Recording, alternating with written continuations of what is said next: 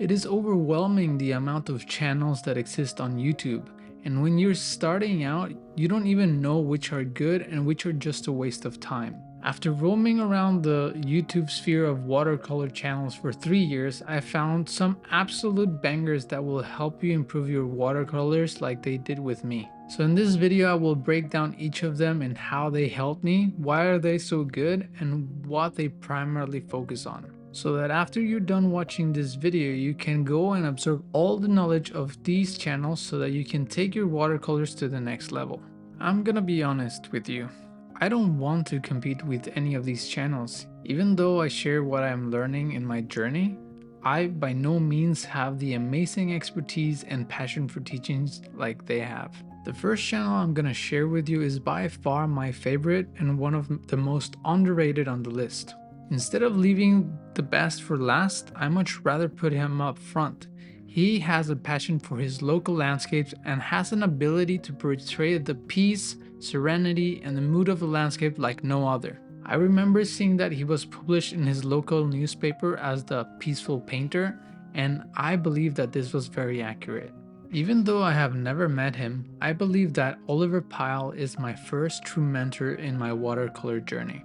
His advice is very transparent, just like the medium. His style of instruction is one that is slow but also precise and very informative. There is no gimmicks with him. He's very true to his craft, and one of the things that struck me the most about him is that he's the only person that is teaching watercolor who has stopped doing one-on-one consulting because he wanted his students to develop their own style.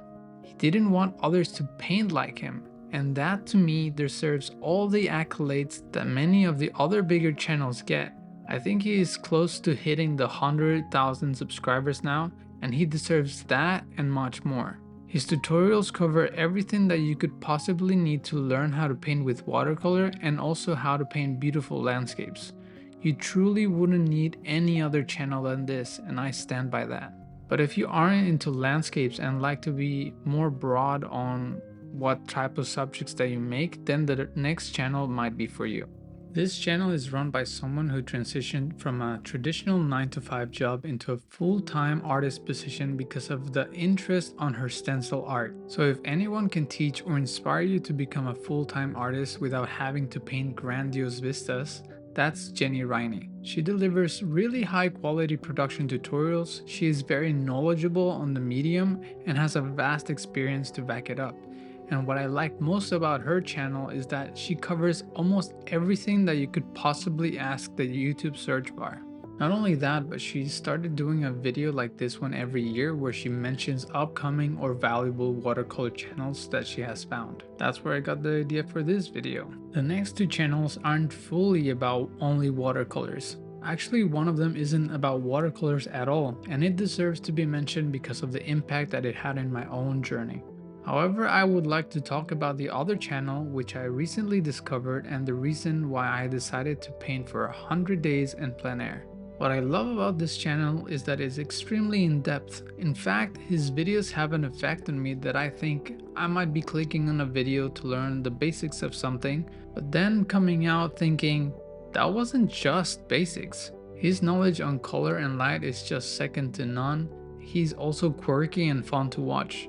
One other thing that James Gurney is really good at is staying consistent with how he teaches. He has been doing this for many years and he still has not changed one bit. I feel like that's awesome. He uses watercolors and gouache in most of his tutorials, but he also does oils. But all of his instructions are very useful to anyone wanting to level up their understanding in light and color. But if you want to understand how to make amazing landscapes like old masters did, then the next channel is probably the one that you want to spend hours and hours on.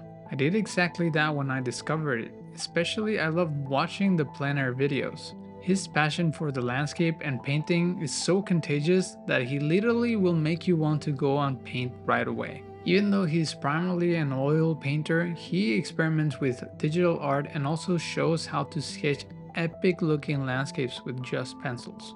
Andrew Tischler is the king of epic landscapes and excitement for the world around him. Even though he has worked with very wealthy people, he's very humble and very down to earth. I especially love the feeling that he emanates of a never-ending curiosity and that he's still a student. That's one of the things that I respect the most about him. But the two channels that helped me greatly, where I learned what you would call hacks that made me fall in love with watercolors, are the next two. This first one is sadly not active anymore, but his channel and his style of using watercolor is amazing to watch. He's, in my opinion, the master of layering, mixing, and negative painting.